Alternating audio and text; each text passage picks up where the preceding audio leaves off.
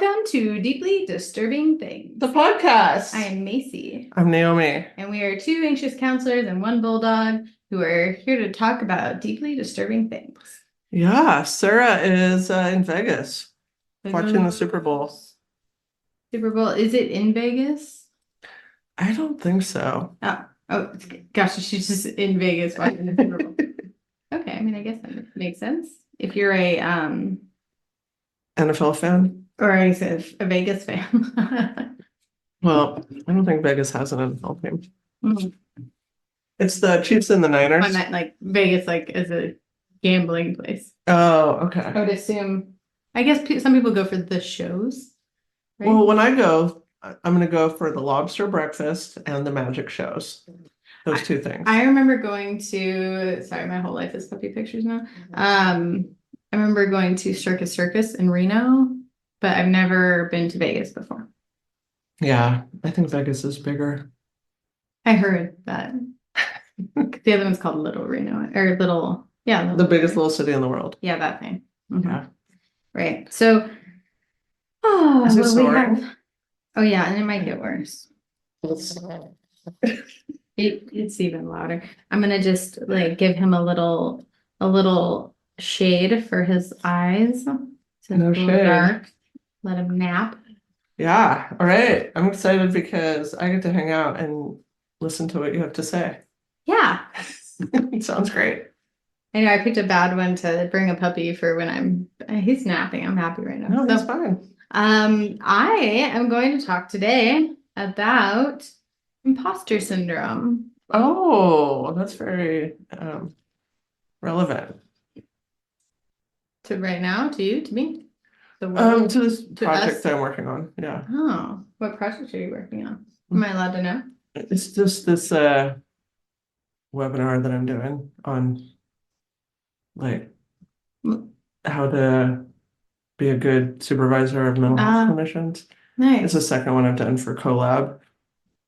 But one of the topics I wanted to talk about was imposter syndrome, because I think it comes up a lot for people that, especially people coming from marginalized identities, being in that supervisor position for the first time can bring up a lot of those feelings of imposter syndrome.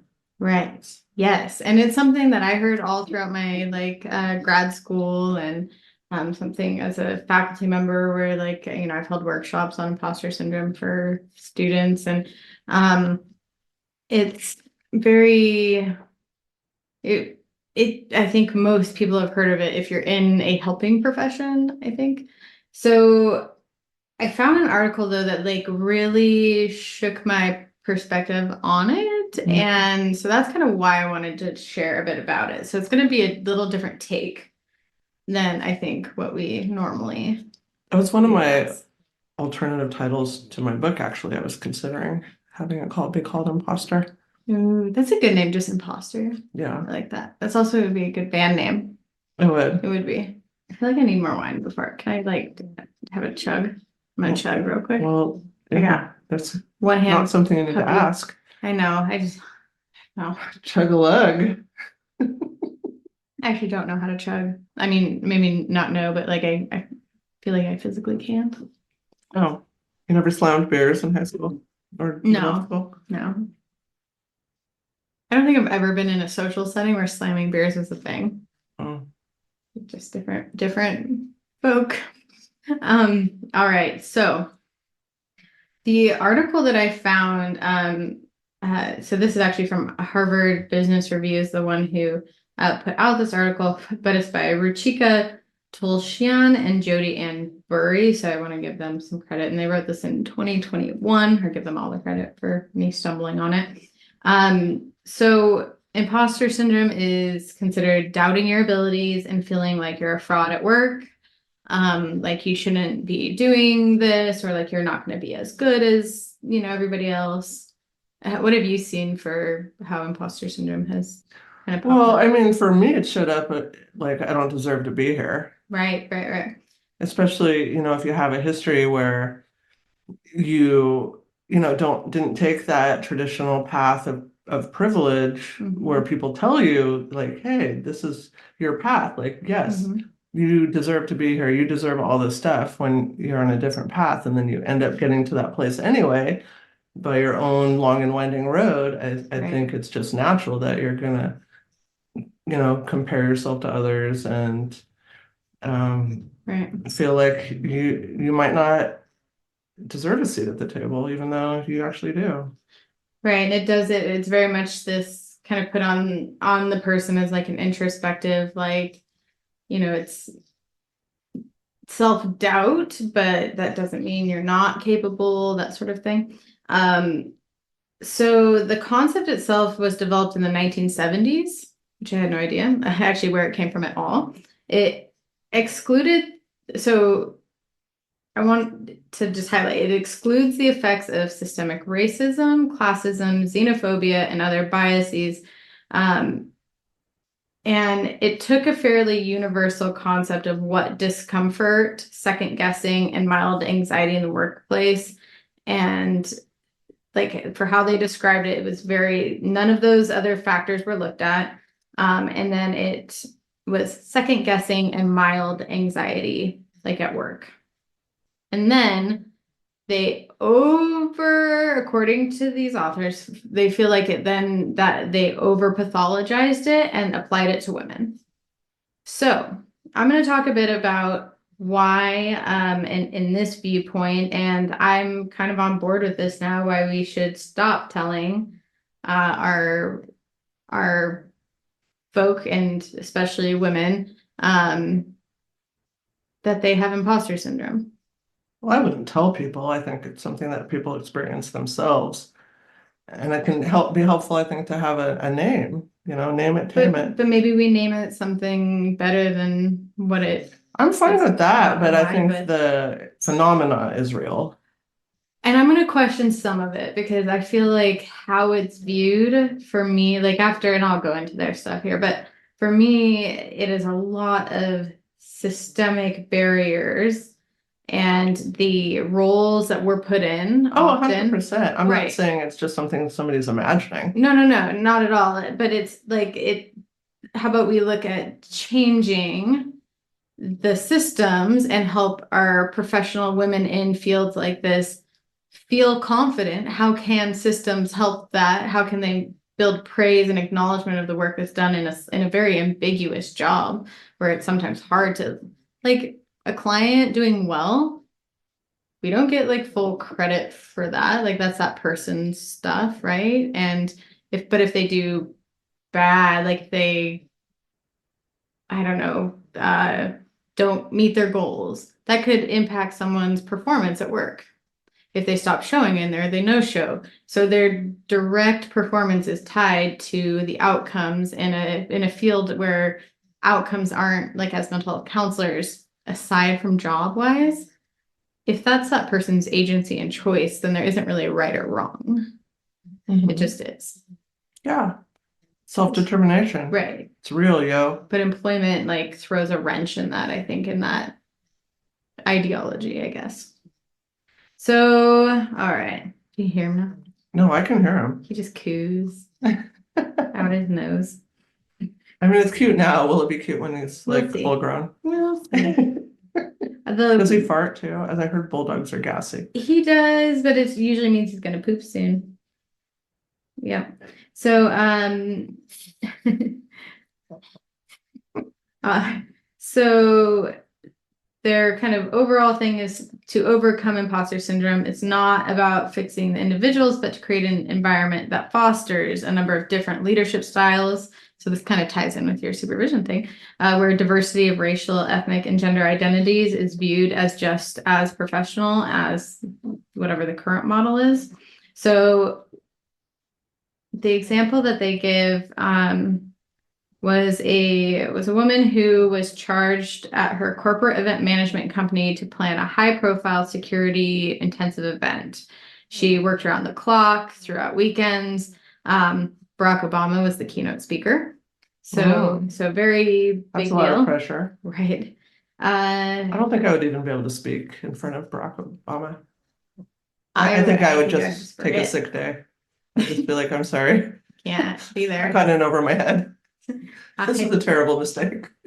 So She said that she knew how to handle the logistics of the job. Like she knew her job, but not the office politics that went with it. Right. So for her, it was here's like this golden opportunity to show her expertise, to take on a challenge, and it made me think of your like to when you're like taking these other paths to like show, Yeah, yeah. and that's is commonly expressed by women in fields like ours who get that imposter syndrome thing is like often they are having to turn to a kind of proving it through other channels sort of thing. Sorry if you can just hear him breathing the whole time. You probably can't, but it's really cute. I mean, it's cute now. I'm wondering if it'll be cute, later. I think so. He's cute. Right now, it sounds like a little pigeon. So she was wondering, so basically what ended up happening was that she wanted to take on this role, prove herself. And her colleagues started interrogating her and censored her, calling her professionalism into question. They wondered or she wondered whether her race had something to do with it. She is a Black woman and the only Black woman on her team. She began doubting whether she was qualified for the job despite constant praise from the client. So in office, she was getting scrutinized at different levels, but the job she was doing was actually really good. But so then it creates this sense of doubt. Her planning team just wasn't supportive. She ended up getting demoted from lead to co-lead and then was eventually unacknowledged altogether in the project. And each action that just kind of chipped away at her role just impacted her confidence. And this created this deep anxiety and feeling like she was a fraud, which I would say that for counseling students, one of the things I see is like they come in very eager and excited and wanting to do well and wanting to learn. But it's when something rocks the boat that it kicks in, like maybe a client fires them or they have to deal with a crisis situation that they weren't expecting, or they get feedback and feedback in general, I guess. Just in general. In general, feedback. And so it is interesting to me that it takes about 6 months before the profession just chews them up and spits them out. right, that 6 months is that's what I always throw out to the two 6 months Honeymoon period. and I think too it's part of programs not necessarily preparing folks for what like working in community mental health or preparing them either for the direction of I hear so many like I want private practice they don't understand that you're also not trained in business or billing or credentialing. And then they get out in the real world and then they're not prepared for either. And then they have a letdown moment too of, oh, this isn't what I thought it would be. Well, community mental health is hard He work. did definitely just fart right now, just so you know, and it was not me. Okay. And then he made eye contact with me. What does the eye contact mean? Concern. It's like what's coming out of my butt. See, it woke him up. It wasn't me, it was you. Okay. So it started for her, what she stated was healthy nervousness. Will I fit in? Are my colleagues going to like me? Can I do a good job? And she said it then became, which is common, I hear all the time, like workplace trauma. That ended up leading her to feeling actually suicidal for her. My eyes are actually watering. From his smell? You smelled it? Did you smell it? I could smell it, but my eyes started watering. Did it just burn? Yeah. Just insta burn. And okay. I'm here for it, to be honest. Because It's so fine. Cute. It's honestly cute now. even like I'll cleaning take up it his poop isn't even a big deal. Yeah, when they're babies, like it's all good because he's so cute. He gives kisses. That was not cute. He literally sneezed inside of my mouth. All right. So she actually has a book if you want to check out more Confessions from Your Token Black Colleague. I do want to check out Yeah. more. And she reflects on the imposter syndrome that she felt she experienced. She knows it wasn't a lack of self-confidence. And so that's one of her things is it wasn't that I wasn't confident in my skills. She felt she was repeatedly facing systemic racism and bias, Well, I would say that's not imposter syndrome then. but it gets labeled that way externally because Yeah, I think people have to label themselves. Like what I and have that's is a good, very good definitely point. Very good imposter point. syndrome. Like when I'm at the table, you know, I really have to remind myself that what I have to say is important Mm-hmm. and to speak up. Mm-hmm. Right. Yes. Yes. Yes. Yes. I don't want you to poop on me either, so you just let me know. I'll take you outside.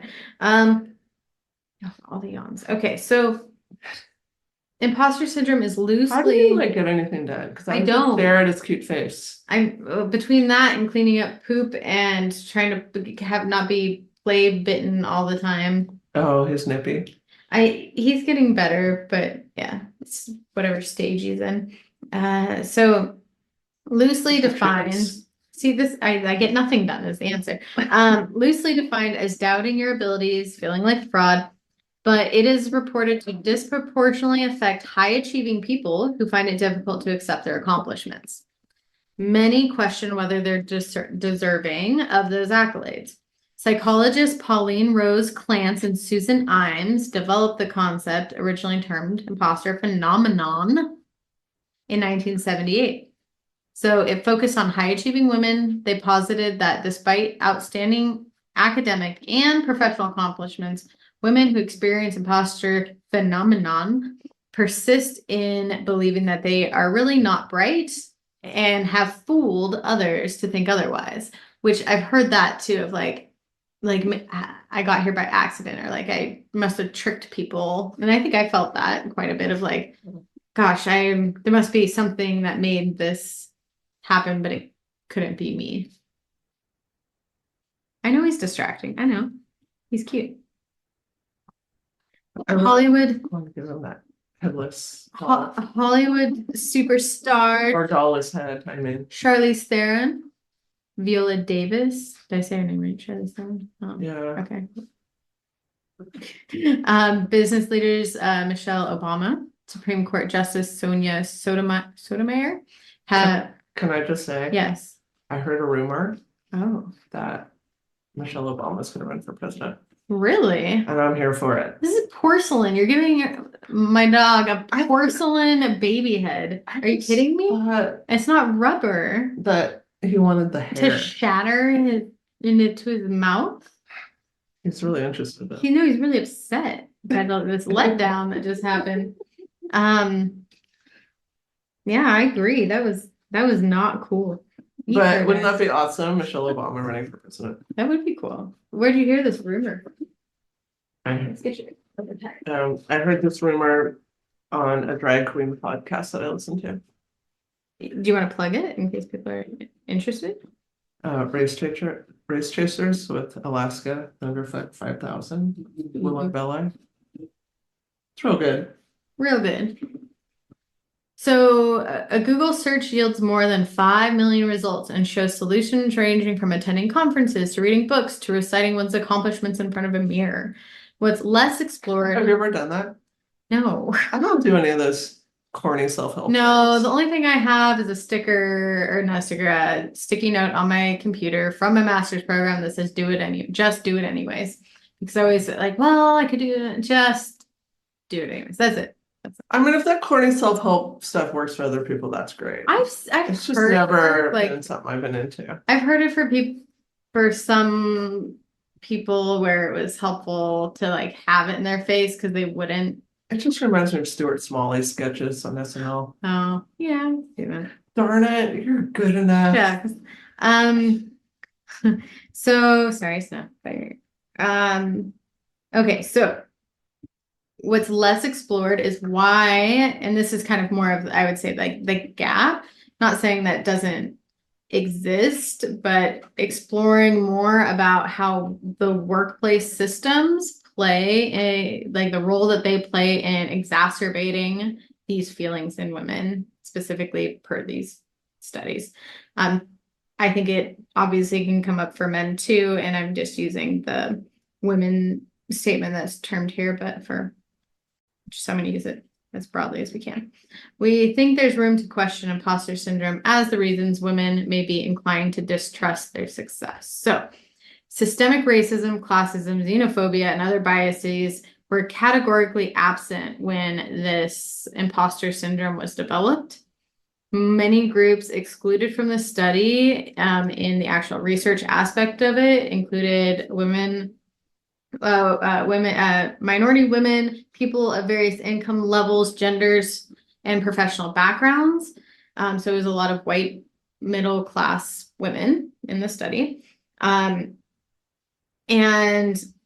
even as we note today, imposter syndrome puts blame on the individual without accounting for historical or cultural contexts that are foundations to how it manifests in both women of color and white women. So imposter syndrome directs our view towards fixing women at work instead of fixing the places where women work.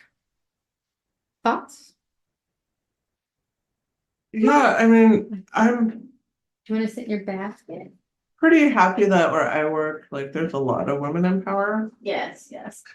And that's So not the case everywhere. So when I good. did my like DEI courses and you had to do all this analysis of your own workplace, it was actually kind of difficult to find problems from that aspect. Right. Because yeah, I mean, our interim CEO is a woman, our COO is a woman, Asian woman, you know, there's lots of people in power that are from, you know, protected classes. So Right. Right. And just to note that this is not I'm watching you. Make sure she's not gonna go fight. So this isn't specific to counseling or anything like that either. So just to call that out. yeah, Could be other fields or would be other fields too. Okay, so you should probably say that again because you were across the room. which part? The part that you weren't by the microphone. Oh, that this isn't for And then you are I getting it know, but again. like I don't. He's fine. He's fine until he pees on your carpet. Oh, is that why he was doing that squat? No, actually, half the time when he sits down, I'm unsure what's happening Okay. because he's has so many rules. Hi, bud. Did he headbutt you? Yeah, he just headbutted my foot. Is that what he does? I think he wants you to pick him up. So yeah, this isn't specifically talking about counseling or helping professions.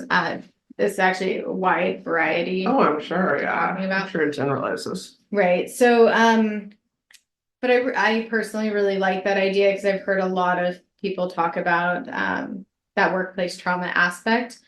So imposter syndrome had this kind of universal feeling of discomfort, second guessing, mild anxiety. And as white men progress in their research, it shows that feelings of doubt usually get better as their work and intelligence are validated over time. They're able to find role models who are like them, and rarely, if ever, do others question their competence, contributions, or leadership style. Women are the opposite. Rarely are women invited to career development conferences where a session on overcoming imposter syndrome is not on the agenda. The label of imposter syndrome is a heavy load to bear as well. Even the word imposter brings a tinge of criminal fraudulence to feelings of simply being unsure or anxious. That's why I fit with that. I align with that. Because for me, a lot of it is like my whole life, I was like, you know, a weirdo and a bad kid. And then suddenly I'm in like an important leadership position. So it fits for me to like feel like an actual imposter. Right, right. Well, and it does say that like these are women who have achieved. So it's just the word though, imposter. Can we drop some in clothes? Oh, he wears because his name is Volcom. He has a little sweater. I think he needs like costumes. Oh, probably at some point I'll have costumes. So Just the word though of imposter, like, is there again another word that might feel less stigmatizing? The idea, um, kind of relating it to female hysteria, that idea of like, okay, but can it be labeled something that isn't so that, where it could lead to people being misdiagnosed? So, like you said, well, that doesn't sound like that. That doesn't sound like imposter syndrome, but a lot of people's experiences are getting grouped under one umbrella. Yeah, I mean, I definitely think it's something someone should label themselves. It should Right. not be something someone says, oh, you have imposter syndrome. But that's not typically what happens because they don't know the words until they're told it at a conference or by a boss or by a supervisor. So how do you, as a supervisor, going to your presentation? Well, I will describe that. it from a very like objective place, and people can Mhm. claim it as their own if they want it. Right, right. Well, it's kind of like when I'll put it down. You can choose to pick it up or not. well, and not like if I teach a diagnosis class, I start at the very beginning saying, I'm gonna like have you not self-diagnose during this class because you're gonna be tempted to. You'll hear and see things, you'll be mentally checking boxes and think that like oh, I must have this, I must have that. I think it's pretty easy to self-align and that confirmation bias because it's there. All right, so feelings of uncertainty are expected and normal in professional life. Women who experience them are deemed to suffer from this. That word is used a lot. Even if women demonstrate strength, ambition, and resilience, the daily battles with microaggressions for many, especially expectations and assumptions from stereotypes and racism, make it challenging to kind of push past that emotionally. So the struggle part may not like maybe those feelings are very valid and exist, but is the struggle because of the additional microaggressions that are happening that are making it challenging? I'm sure there's an interplay. Mm-hmm. So Yeah, I mean, there's a lot of things I want to say, but I'm not going to. But yeah. just for me, really, it shows up like at the table with other leaders, and Oh yeah. I've really been becoming more and more aware of who the people are that talk the most. Mm-hmm. And I feel like there's a real privilege attached to just feeling free to just To do think that. out loud, quote unquote, that kind of Right. thing, versus I feel like I'm going to talk when I feel like there's something really important that I have to say. Mm-hmm. And I think it's just different, experiences that people have had in life. So Right. that's really just for me personally where it shows up a lot, like Right. on the daily. Well, and I saw that play out recently. Again, I also won't give any real context, but had a scenario where there was what I would say that white He privilege. likes me. He does. Good to see. He loves you. Where that white privilege was shown by one person in the room, and there were two other individuals who different backgrounds, but and I didn't honestly know them well enough to know. However, one identified as being Chinese American, and the other one I'm not sure. But the white privilege that was present in the room, it was really interesting because both people were really talking about advocacy and social justice issues and those things being important to them. What does that sound? That's He's just okay? whining. Okay. Yeah, he's fine. He's fine. You're okay. And although that the white middle class woman in the room was in agreement with all those things, she started to almost like model that oppression in the moment of like, oh, okay, but like what are we like, what is the answer then? And at one point she said, well, here's what I'm hearing you say. And then she summarized in her words what the other person had already clearly talked about and made like it was feels like clear. it's taking somebody's power away. Exactly. And making and then watching other people You need to carry the mic around with you. hey, hey, come here. Well, see, that's the top heavy. I tried to pick him up and then he flippy flops. You're gonna poop, don't poop. Don't poop. Don't Okay, poop. please don't poop. But yeah, and then watching I had to actually stop the what we were doing because I felt it was causing harm. Because then all of a sudden, watching the other folks backpedal off of their positions, softening to kind of, Like kowtow. Yeah, like this. What the what? Kowtow. What is that? The saying. Like backpedaling, softening. Yeah, and it was just like Taking a more submissive stance. Yeah, like, okay, this may not be the place that I can say these things because of that. Yeah. Anyway, yeah, like, Capitulate. well, good word. No, thank you. Wow. I'm taking my mushroom tea. What? I'm gonna take you to the Revival Tea Den. Yes. They have a mushroom tea. I'm addicted to it. It's so good. It tastes like it's very earthy. Is it gross earthy? Probably to most people, but I like it. I don't know. Do you like yerba mate? I do. So this is yerba mate mixed with like mushroom pieces. Does that sound good to you or not Why do good? you love it? I love tea, but I'm like Earl Grey, jasmine, No, this is not like white that. tea. Okay. We'll try it. I'll try it. You might like it. I might. If not, Might more not. for me. True. True that. So, okay. That was adorable. Okay. He does like stupid cute things all the time. He likes to throw himself backwards into my lap for pets. He's so cute. Thank you. Thank you. You're so nice. He's being nice, but right now he's starting to get tired again.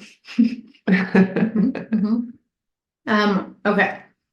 So, sorry.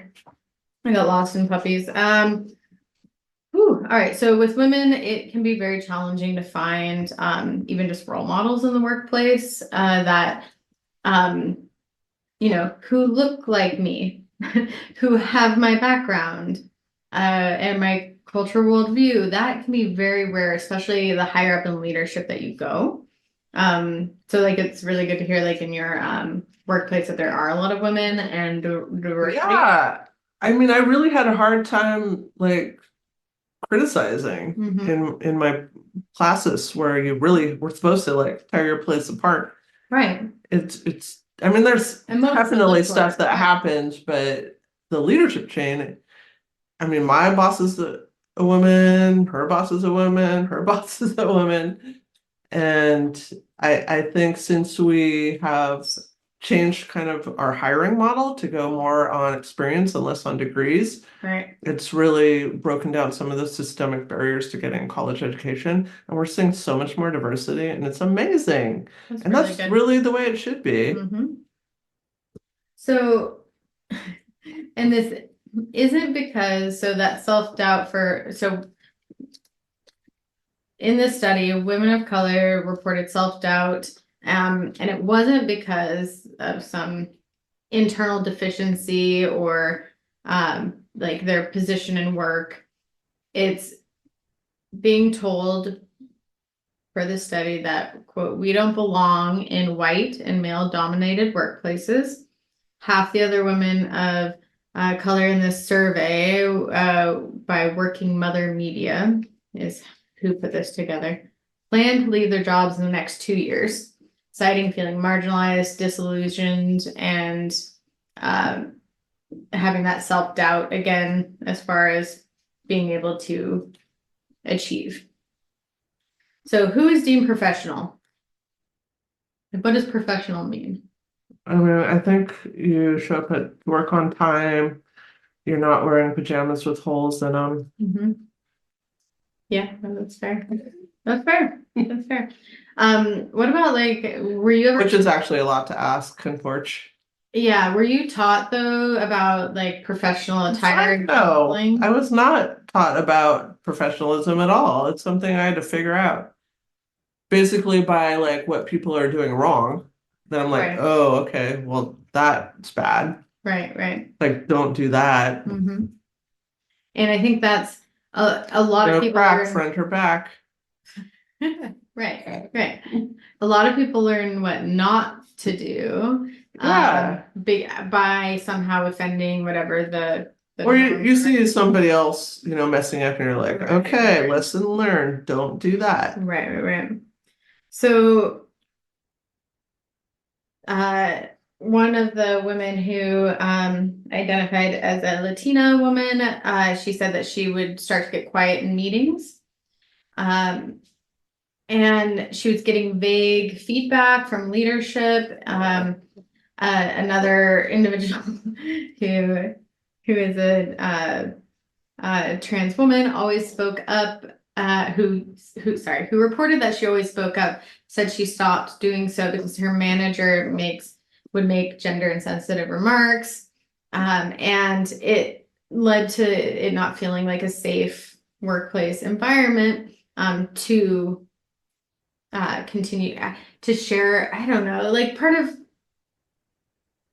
I think like part of the privilege that you've talked about is privilege of like jumping in and sharing your ideas and being taken Yeah. seriously, Or at because least you listened look to, at least considered. or seem professional. Like I have a huge issue with people who are, just for lack of better words, older looking, and I'll just say like, I don't know, like age range wise, but like we have a lot of undergrads are in like their 20s, 30s, but then or not undergrads, recent grads, but then there's like anybody can become a counselor, You but have an that doesn't issue mean they have with the same old people? experience. Why are you ageist? I'm not ageist. My issue is that so if they see someone who's, I don't know, appears 60-ish, there may be an assumption by clients that they know more because they look like they have been in the field a long time. But they could have literally just graduated. Oh, we have a whole program at work that helps, because since we went to this new model that Mhm. takes, bachelor's level staff and stuff, there's a lot of people that feel like, their counselors don't take them seriously Mhm. because they look young and they're like, I'm Right. a seasoned counselor. I felt that for a lot of my career. So, I mean, we address it head Mhm. on, which I think is important because it is going to come up, like how to respond to that. Mhm. I mean, another one is like, can you work in the STD field if you haven't struggled with addiction yourself? Like, it's the same kind of questions. I thought you said STD field. And I No, was like, I think maybe medical degree, maybe. SUD. Got it now. Got it. Like, that's another thing. It's like, well, can you really understand my lived experience? Mm-hmm. Um, no, I mean, nobody can understand anyone's lived experience. That's the whole point of Mm-hmm. it. I'm an objective outside observer and that's important. Right. Well, we falsely often equate confidence with competence. And that's where I actually saw a couple associates who are already in supervisor roles, like supervision and supervision, who the like overconfidence would actually be scary to me because again, that could be very misleading. But this is also shown by like white male leaders who like if I act really confident, you probably have people's names popping up in your mind. If I act really confident, then I get respect. Well, and I think those are the people that rise up. Mm-hmm. So Right. this is a whole thought I had a while back about actually like this would be an interesting like article to write is, you know, people that are introverted, Mm-hmm. do they A, have a trauma history? That was one thing I wanted to look at. Is there a connection there? Right.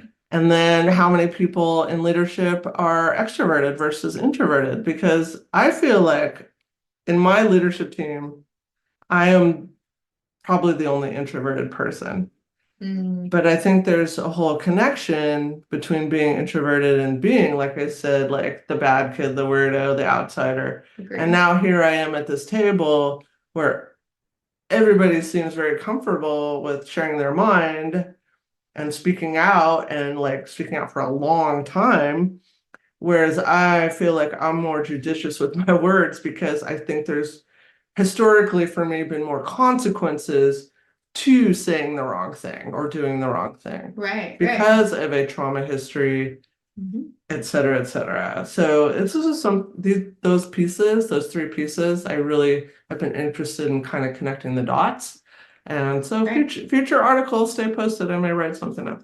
Right, right. And I mean, that all aligns with this whole concept too, which is, I mean, it basically, if you don't conform to a male biased social style, which is charismatic, loud, or loud, confident wise, I guess. Charisma is one of my like it's one of my most, I think, as an introverted person, which by the way, I think introverted back in my era could have very easily been labeled now on like the spectrum of like neurodivergent something for introverted. So it's interesting that you brought up trauma because I was like, I wonder how much of that could be. There's so much we don't fucking know. Right, right. And all So great much. subtopics. Should I kick the DSM in the face again at this point? Yes. Is this an appropriate time? Yes. So, the truth of the matter is, according to psychologist Tomas, I'm gonna say Tomas because there's no H in it. So Let's say Tomas. I like that. Chomero Premusic, there's a Z in there. The truth of the matter is that pretty much anywhere in the world, men tend to think that they're smarter than women. Yet, arrogance and overconfidence are inversely related to leadership talent, the ability to build and maintain high-performing teams and inspire followers to set aside their selfish agendas in order to work for the common interest of the group. So, like, But who gets ahead though? That's where right. They get the reward. Betwixting. Right. Male leaders get the reward, even if they're incompetent. Well, I have seen male leaders who should not I be. think not just male. I think Across the a board. lot of people. Yeah, I mean, this is what agree. I see. I think it's extroverts. I agree too. Yeah. And this is what I'm wondering, is extroversion associated with privilege?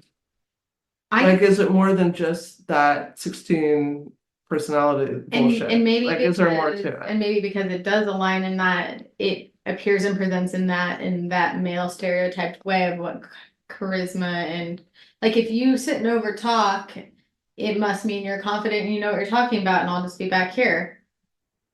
Right. Who bows out when it's an Right. over talking situation?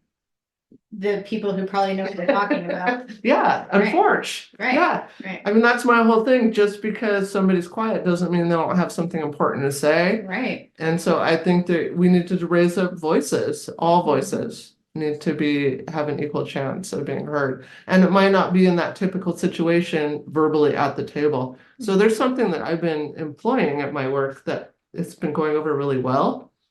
It's the post-it note approach. So instead of doing the typical round robin, like anybody has something to say, so everybody gets a post-it note, they can write them. So there's anonymity attached. I like that. You put them on the whiteboard and then they get read off. So Ooh, that's nice. like the group addresses each statement equally. So everybody's voice has an equal chance to shine. And it's been going really well. I've learned so much that I probably wouldn't have otherwise because there's some people that are always, there's safety. There's some people that are always going to say, I don't have anything, you know, pass or whatever. It's easier than to have conflict, and nobody wants to feel conflict or tension at work. It's not stupid either. No. Nobody wants to say something dumb. Sarah, you're not here. I'm drinking your wine.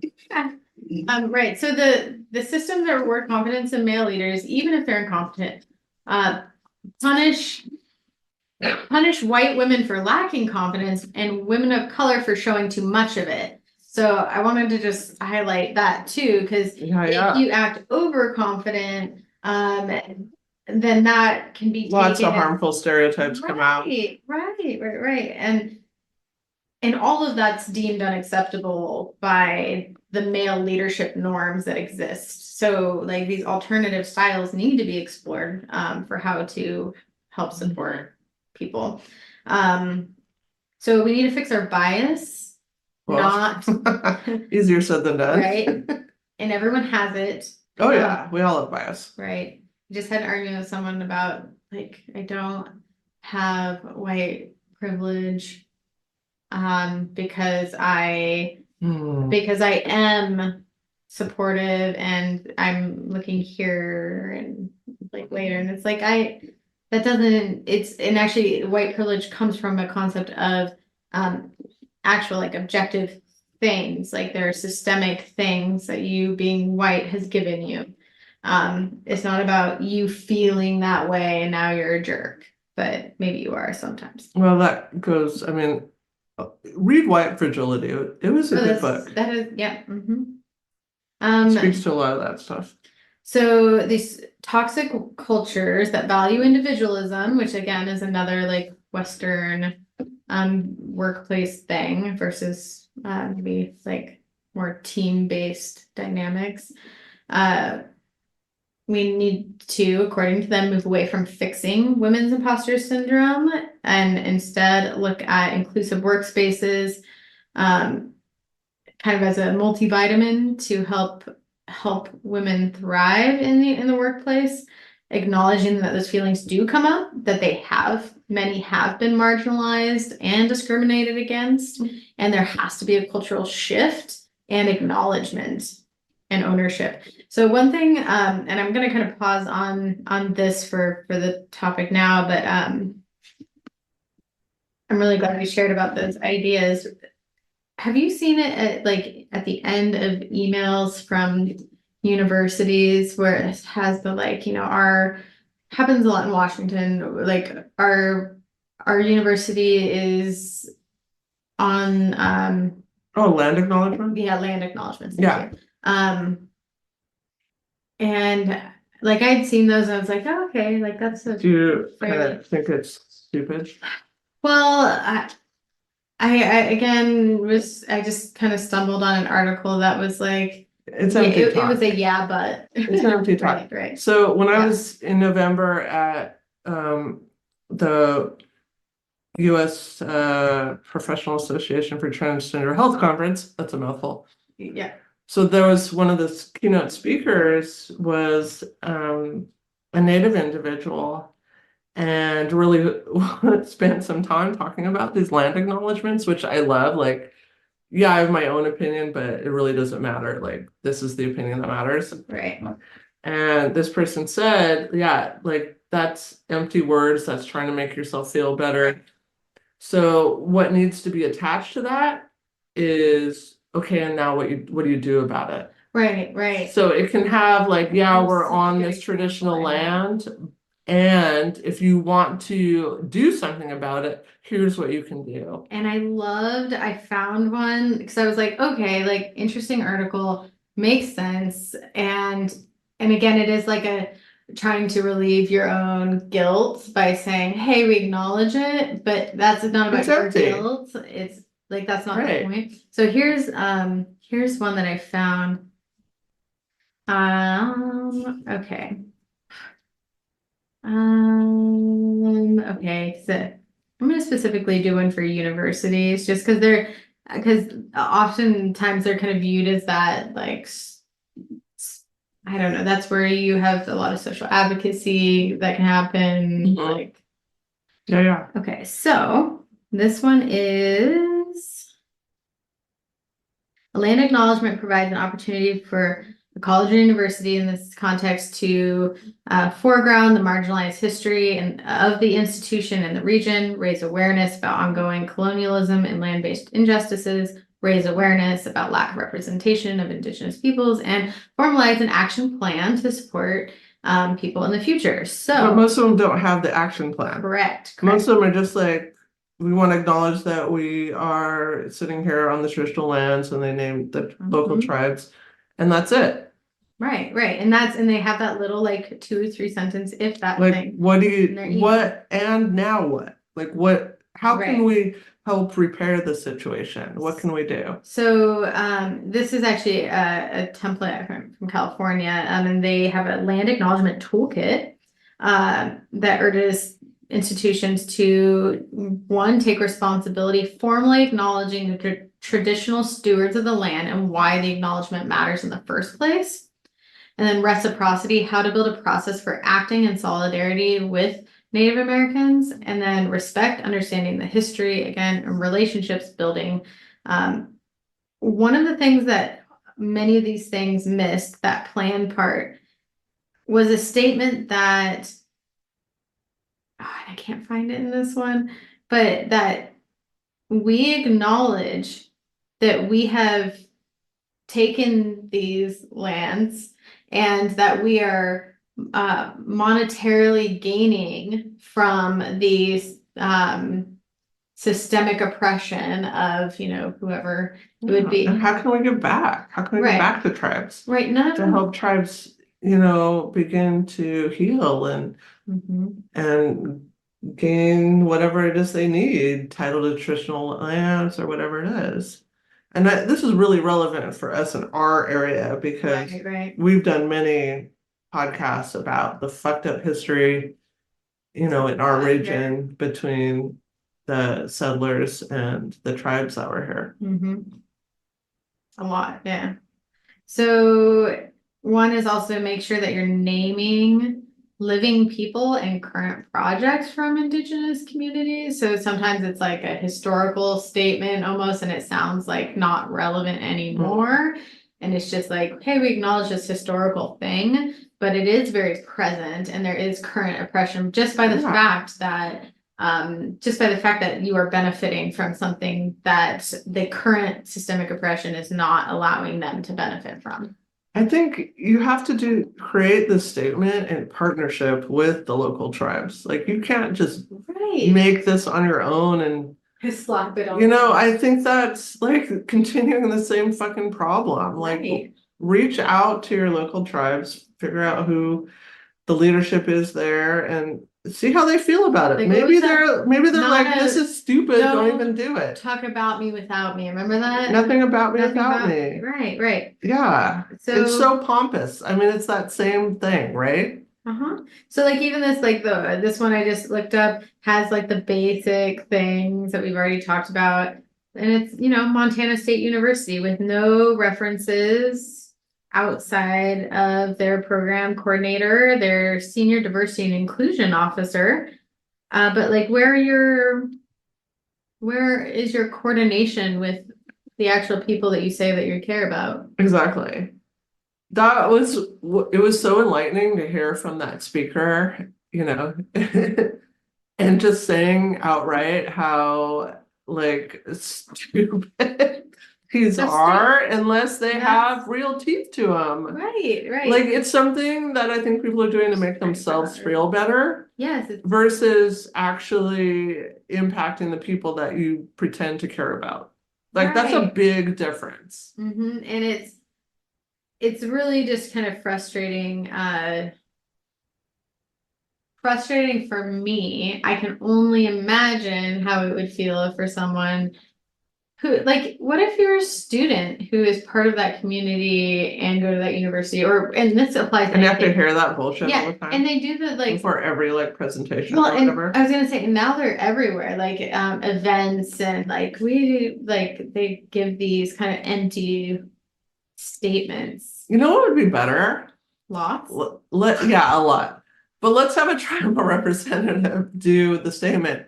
Because I would love it to be not from the perspective of we acknowledge, but you are on my traditional lands. Like, let's hear what somebody would really have to say about that. Right. Like, bring in. Yeah, like maybe they're like, get the fuck off. Yeah. Like, and let's listen to that because that's real. Yeah. Like, why don't you give up some of your time to let someone else talk? How about that? Yeah, I mean that's this continued. Yeah, exactly. It's a continuation of the problem. I found the article that I'd seen. So the loudest voices in the room are not necessarily the people that have the most to say. I think that's my takeaway. Right. That's my until next time. So that stewardship, stop saying stewardship, first of all. It's not that it's a like we're holding for or like taking care of for. That's not right. It's not like it's a temporary thing like your house sitting. Right. So many places are actually pausing using those that word is as they're looking more into it. So many land acknowledgements do not strive towards reconciliation. Too often land acknowledge their empty feel-good gestures and naive left with this was from someone who shared a naive left-wing paint by number approach. Yeah. Even more Yeah. troubling, land acknowledgements can unintentionally communicate false ideas about the history of dispossessions and the current realities of the American Indians and Alaskan Natives. These ideas like if you put out it makes it okay, hold on, let's see here. Like what was once yours is now ours is kind of the idea of a custodianship. And here's what I'm wondering now that we're talking about My this, whole leg is numb. I can't. and the fact that feel this it. is a whole, like, not, I got this is like about us without us. This is definitely about us without us. right. Is this continual reminder, is this traumatizing Right, for I think people? so, and it's so like spitting Is in it so, your face. is it nanny nanny boo boo? I think so. While non-Indigenous peoples are often unaware of the trauma of dispossession, the afterlives of these traumas are deeply felt and experienced within these communities. That's what we just said. Performative illusions, blah, blah, blah, blah, blah. So it a lot of these make this disposition sound like if it happened at all, it didn't happen to real people in the sense that white people are like it's intentionally written to make people not feel bad. Oh, yeah. Like, and that's not the point of it. Like Right. you should maybe not maybe you should feel bad. Right. I mean, what is an acknowledgement? What is the value in that? What is the worth? Right. What is that accomplishing? Yes. I acknowledge a lot of things. It doesn't make a fucking difference. Some American Indians and Alaska Natives refer to such individuals as pretendians. Oh, I like that, right? So that's where like appropriations were like talked about but didn't follow through. So they kind of view it that way. Like don't again give us like a fake fix. That's literally the problem that's been happening over and over again, lying and taking. So when non-Indigenous peoples embrace them as real American, that's a talk. Sorry, missteps. Right. Okay, so let me share what they said. The good acknowledgement will be, and then I'll stop. Is what many Indigenous persons reported that they wanted from land acknowledgement is a clear statement that the land needs to be restored to the Indigenous nation. Yeah, the action. That it would But nobody wants that. No, nobody wants to Nobody say that's that. saying the acknowledgement wants that. Yeah. So it's a whole pack of lies. They want those who are acknowledging, they want them to reveal a sincere commitment to respecting and enhancing Indigenous sovereignty. An example of such action would be to publicly endorse and abide by the Cherokee Scholars Statement, or wherever you are, which articulates a Cherokee perspective on the issue and provides guidance on how to appropriately identify individuals as Cherokee citizens and what to do when confronted by fraudulent or questionable appropriations. Like, yeah. What is I don't have any power in this area really, but I do want to know what our local tribes have to say about this. I would love to know. I mean, what is the way forward? Well, and are they being asked by anyone other than our wonderful podcast? I don't know. I'm gonna look into it though. Yes, I agree. I feel like I'm gonna have follow-up homework after this. I mean, honestly, it's a lot of hard Like, I'm gonna work. send an email, TBH. Yes. And their whole thing is that the acknowledgement should disrupt. This should make people read it and go, ooh. I don't like empty words. No. I mean, that's part of the way I'm more quiet at the meetings because I want my words. I understand the power of words. I deeply understand that. And so if I'm going to say something, I want it to have value. So words have power. Words have value. Like, no empty words. A group of Indigenous faculty members at the UNC Chapel Hill wrote a template of acknowledgement that they said that could be adopted by university departments to speak directly to university leaders. Their statement notes, this institution was, quote, chartered in 1789 as an institution designed to educate and further the careers of white men and founded as an institution of white supremacy on unceded lands. The statement further points out that UNC has substantially funded its operations through wealth derived from land documented as stolen and relied upon enslaved and otherwise unfree American labor to construct its buildings and facilities. Okay, but then, and now what? Like, that's great. That's the acknowledgement piece, but then, and now what? How Well, are we beginning to repair this? well, and that would be that first part of, and we are, because that's the part that's I think scary for it. Because if you say, and we want the lands to go back to them, where you hold the title, like, okay, do it, do something, Do something. Something. Until next time, do something. Yeah. Same. Bye. Same.